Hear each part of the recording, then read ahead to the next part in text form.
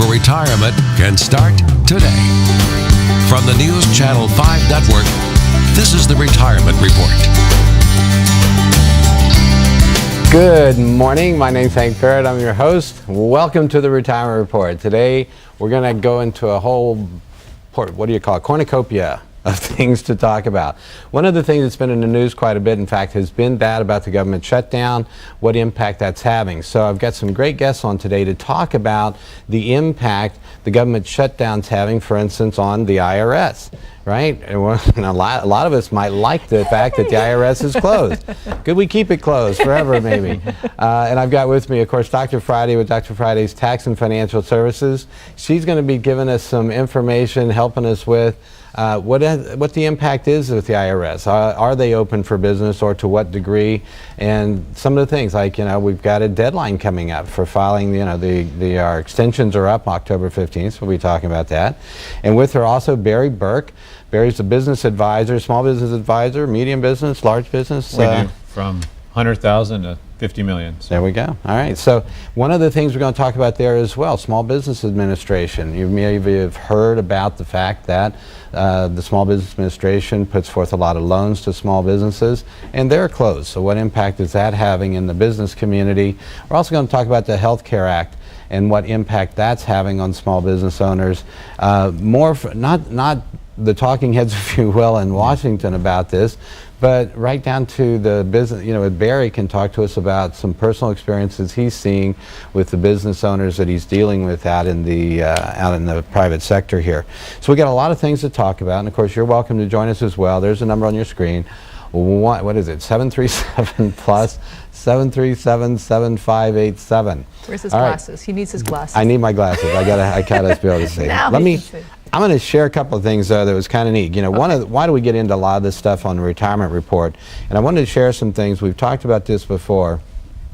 One of them is it's important for you to understand the impact of different things. Taxes is one of those areas. Remember, it's not just what you make, it's what you keep. And one of the ways that you keep more is to make sure that Uncle Sam gets less. All right? So we want to control taxes. Legally, yes. Oh. Yeah, obviously, yes. I kind of want to throw that in there. Not just keeping it and not paying the government, but legally. That's right. Exactly. And this is the thing about tax. I've talked before. Dr. Friday and myself, when we work with clients, we're doing tax planning. Yeah. We're developing strategies to help you minimize your taxes.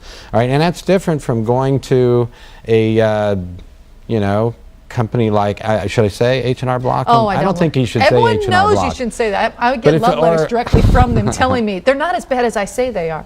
Tax preparers, yes, if you will. There you go. And there's a good business there. That's where you go and you make sure that you're going to get your taxes put in. And their job basically is to make sure that the right numbers go in the right boxes to keep you out of that big box with the bars on the window, right? Exactly. So that's a good thing. However, tax planning is not typically what they do. Other than maybe suggesting you put money into an IRA to help reduce your taxable income, that's about the extent of what I've seen typically for tax planning. And there is so much more that can be looked at. Roth IRAs we've talked about. There's a lot of things that can deal with tax planning. Another thing when it comes to small businesses. We talk here not only to you as individuals, but you small business owners out there. The planning that we're talking about, a lot of times you have to duplicate. You have your personal home plan, and then you have your business plan. And there are a lot of things that can impact you, and what impacts the small business community, of course, is also going to affect us as consumers, and we want to talk about that. And I'm going to share a couple of quick things, and then we're going to get into some Q&As. And again, you're welcome to join us, 737 plus. All right, here's one, inflation. This is one of the reasons planning is so important. We just talked about taxes. We talked about the small business environment. Well, this impacts everyone. Compared to the 29% increase in the Consumer Price Index from 1999 through 2008, for that 10-year period, CPIU, this is what determines what your Social Security is going to go up, for instance, exactly. Right? This is what, if you're on a pension that happens to have a cost of living adjustment, this is what's used to determine that. All right, and it's also, wages are tied to that, so if you're going to get a raise at work, cost of living increases, that's what it's based on. Well, 29% increase in the CPI over that 10-year period. That's a little less than about 2.9% a year, right? Well, think of this. Healthcare expenses over that same period rose 119%. Yeah. Which doesn't tie into CPI. Isn't that convenient? That's scary, isn't Yeah, it? Exactly. 119%. So that's like, what is That that? is 4 times the cost of as living. much. Right. So your raise, you got a quarter raise an hour, and the cost of healthcare went up $1 an hour in relation, if we're looking at it proportionately. Right. That's crazy. And you No, have- seriously, that is crazy. And that's why, that's why this healthcare bill has got everyone, on my radio show, we're taking calls all the time, the same thing. And I really don't have all the answers. I don't know if anyone does, but everyone is concerned. I have people that called in last week. One called in and she said she went to the website. Now, the website is down, I understand, Yes. under Right. construction or something, Right. due to To this. sign up for the healthcare Exactly, act, but the she exchange. managed to get in before, and she had been told that she was going to pay $800 a month. This is a woman that's living on basically Social Security and pension.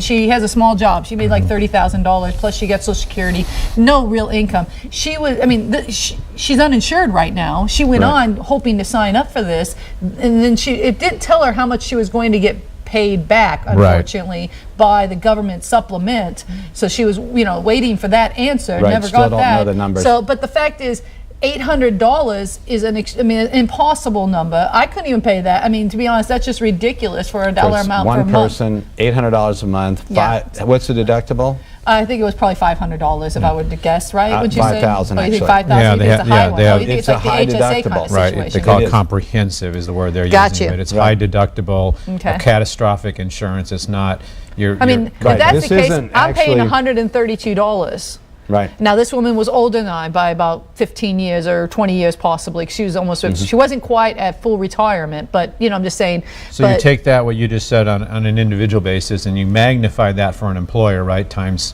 10 or 100, whatever. Well, it's got to be Right. more than 50. So he's got one that cost, but then you were talking about inflation. You can't cost that in. You got inflation. You can't cost it in enough into your pricing. No.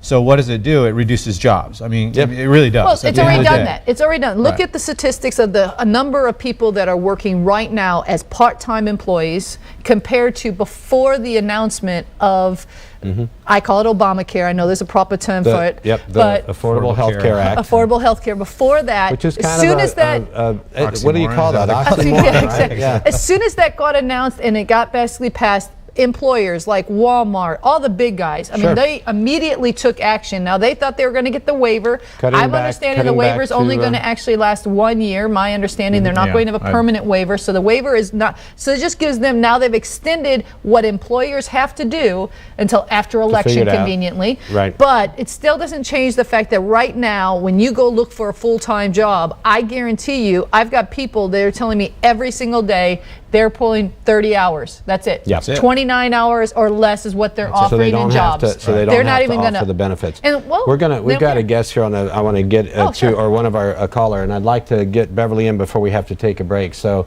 Beverly, welcome to the Retirement Report. Good morning, Bev. Good morning. Good morning. How you doing today? Hello? Yes. Can you hear us? Okay. Might want to turn the TV down.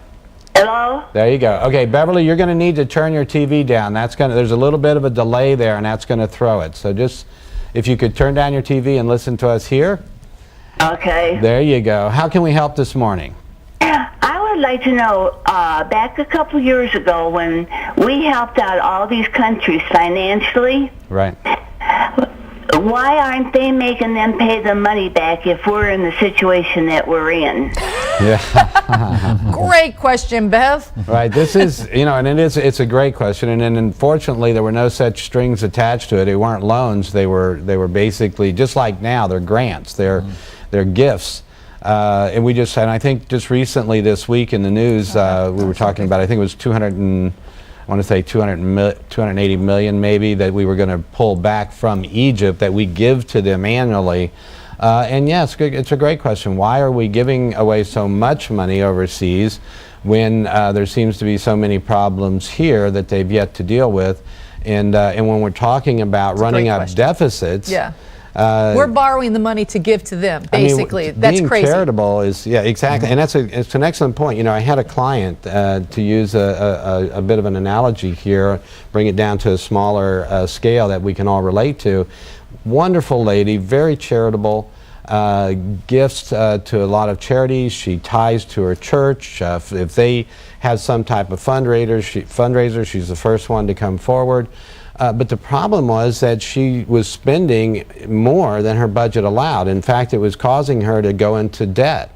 And I'm like, you know, yes, if your belief, and in her situation, for many of us, of course, you know, the belief about, you know, giving to charity and maybe tithing to a church, that's fine, but God, I didn't think intends that we're supposed to go borrow the money to do that. Right. All right. In fact, the exact opposite. Answer. We're supposed to be good stewards with that money, and that would mean living within our budget. And we as a country need to take that same lesson. We're spending right now more than we're taking in each year. Simply, And we're actually taking in more money than we've ever taken in. Right, and the scary part about it is, it's just It's like... a good question, though, Bev. It really is. It's tremendous, because we can go into so many different areas with it. And I wish, you know, Beverly, I'm going to share a website I just got. I may have it wrong. You may have to Google this if you can, but it had to do with drunken call to Congress or something. If you put drunken in Congress in Google, I think it'll come up. But basically, You gotta wonder what he's doing. It's a crazy website. I know it's a crazy website, but basically what it does is you call in, and you're going to hear someone, it sounds somewhat inebriated on the phone on this recording, and they're going to give you then, they're going to connect you after they say, are you as upset about all this stuff going on in Washington as, you know, this would make anybody, and he says, when I go drink, you know, I like to vent. So he was saying, here's your chance to vent as well, and then they're going to connect you directly to a congressman's office so that you can tell them what you think. And Beverly, I'm going to encourage you, if not through this website, just call your own congressman. I know, I got off on that one. And please do say, look, you know, why don't we going to start taking care of the people here, and let's take care, we can help out our neighbors around the world. That's fine. But we might want to make sure it's in the budget before we do it, okay? Good. Thanks, Bev. Beverly. Have a great day. All right, we're going to have to take a quick break here. We're going to get into a lot of different topics, and of course, you're welcome to join us as well at 737 plus 737 7587. As soon as we return here on the Retirement Report.